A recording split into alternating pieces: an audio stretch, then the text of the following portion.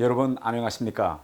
오늘 일요일 저녁이지만은 지금 언론에서 어제 북한노동신문에 공개된 김정은의 당 전원의 회의 결과에 대해서 지금 가불론박 지금 논쟁이 대단히 치열해서 제가 한마디 하려고 동영상을 올립니다. 어제 김정은이 당 전원에서 강대강 정면 승부를 이제 언급하면서 앞으로 대미 또 대남 이런 전선에서 대단히 강경으로 나갈 것을 이제 언급했습니다. 그러면서 특징적인 것이 이 외교 분야에는 최선희를 외무상으로, 그 다음에 남북관계, 북한에서는 통일전선부장이라고 하는데 여기에는 이성건을 임명했습니다. 지금 이걸 두고 여러 가지 논점들이 많은데 전문가들은 일단 김정은이 강대강 대결에 이어서 이걸 실행할 그런 강경 인사 개편이다라고 평가하고 있습니다.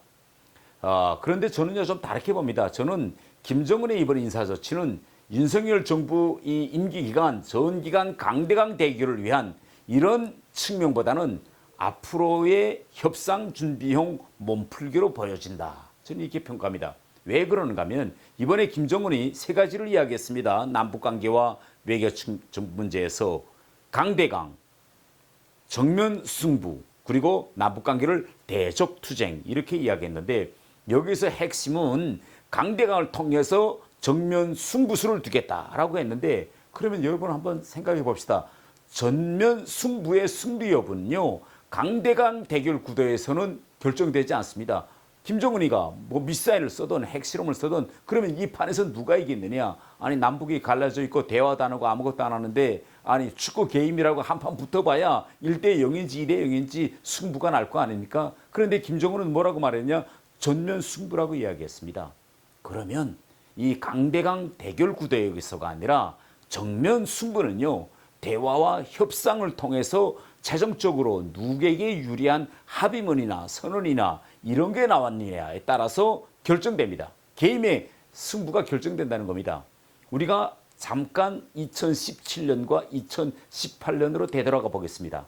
2017년에도요. 지금처럼 김정은이 강대강 대결 구도로 나갔습니다. 그러다가 갑자기 2018년에 급선회하면서 대화 무드로 전환했는데요. 2018년 한 해 동안에 4.27 판문점 선언 또 미북 정상회담을 통해서 싱가포르 합의가 도출됐습니다. 그래서 북한이 뭐라고 말했냐. 정면 승부를 걸어서 이 4.27 판문점 선언과 싱가포르 합의를 저들의 승리다라고 지금 자축하고 있는데 이와 관련되고 있습니다.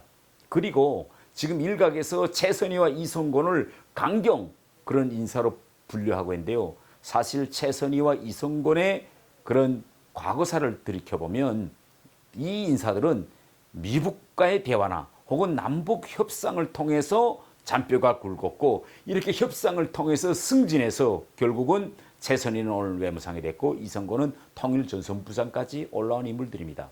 만일 이 인물들이 지난 기간에 미국과의 협상이라든가 또 남북 협상에 관여하고 이 협상에서 일정한 실력을 올리지 않았더라면요 오늘이 없었을 겁니다.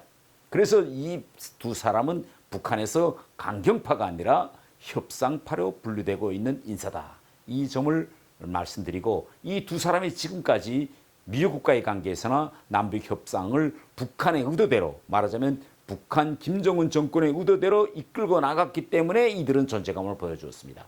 최선희를 신뢰를 예를 든다면 이번에 북한 체제에서 일반적으로 중국 유학 경험자들은 외무상으로 올라가기 힘듭니다. 외국에서 공부한 사람들은. 그런데 이번에 최선희가 중국 유학생임에도 불구하고 외무상이라는 이 최고위급에 올라앉았습니다.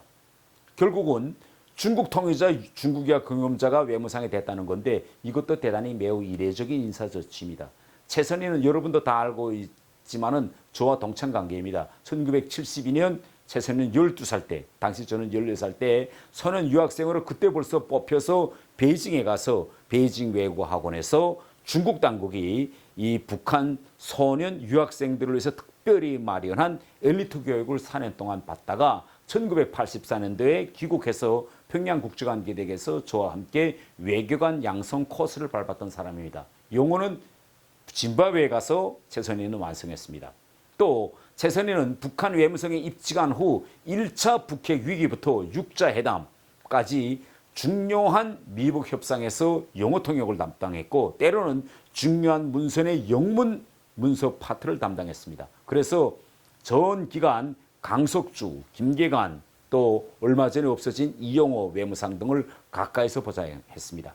이래서 이 최선희는 북한과 미국, 북한과 중국, 러시아 이 사이에 밀고 당기는 고위급 회담 통역으로 가면서 참가해서 이 모든 걸 지켜보고 협상력을 키웠고 이러한 경험을 바탕을 해서 2018년 싱가포르 회담 때는 직접 미국의 성김 대표와 협상해서 북한판 승리라고 자부하는 싱가포르 합의문을 만들어낸 인물입니다.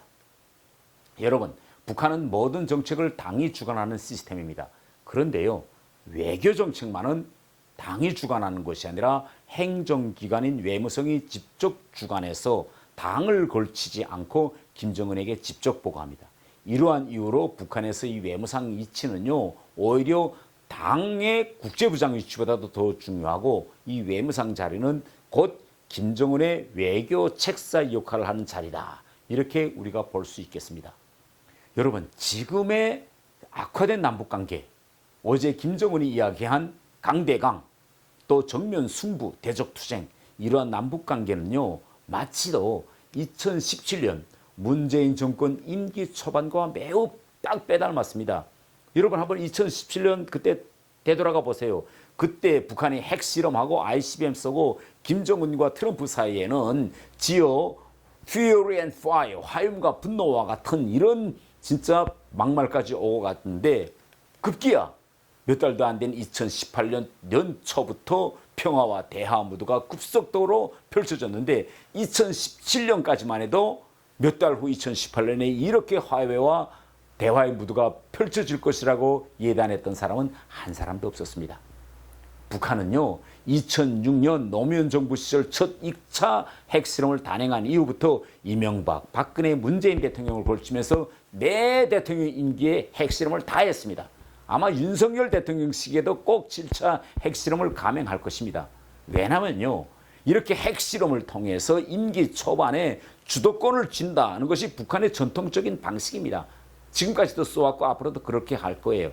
그러나 우리가 이 지점에서 과연 김정은의 속셈이 뭐냐라는 걸 우리가 들여다볼 필요 있습니다. 2017년 상황처럼 핵실험과 ICBM 발사로 윤석열 정부를 임기 초반에 흔들기를 했다가 2023 경에 갑자기 대화 무드로 급선해서 소위 새로운 싱가포르 협상 방식, 새로운 판문점 선언과 같은 그런 걸 다시 만들어내려고 시도할 가능성이 대단히 큽니다. 그래서 이번에 김정은이 최선희와 이성건을 대미 대남 전선에 전면 배치한 것은 향후 전국을 강대강 대치 상태로 끌고 가다가 갑자기 대화 국면으로 전환해버리는 이런 전략적 의도가 깔려있다. 저는 이렇게 생각합니다. 그리고 이번 당 전원회에서 강대강 정면 승부, 대적투쟁이라는 용어와 함께 새로운 용어가 하나 등장했는데요. 바로 급선무라는 말이 등장했습니다. 그러면 김정은이가 이번에 말한 급선은 뭐냐? 급선무는 바로 코로나 방역과 인민생활 안정이다. 이렇게 말했습니다. 물론 북한은 우리처럼 내치와 외치가 반드시 함께 가는 이런 정치 구조는 아닙니다. 그렇기 때문에 저는 윤석열 정부가 북한의 향후 대외 정책, 즉 외치를 어떻게 할 것이냐 이렇게 지켜보지만 말고 앞으로 북한이 수용 가능한 그런 보건이나 백신 지원에 대한 세부적인 계획과 방안을 수립해서 선제적으로 우리가 반대로 김정은 정권을 흔들 이런 필요가 있다고 저는 생각합니다. 북한이 강대강으로 나오다 갑자기 대화와 협상으로 급선회할 경우 우리 정부는 어떻게 대응하겠는지 이에 대한 심도 있는 대책을 세우고 앞으로 남북관계에서 우리가 주도권을 쥐고 안정적으로 관리하려면 북한이 우리를 흔드는 것이 아니라 윤석열 정부가 북한을 흔드는 이런 전략으로 가야 한다. 이게 제 생각입니다. 여러분 시청해 주셔서 감사합니다. 내일 또 찾아뵙겠습니다.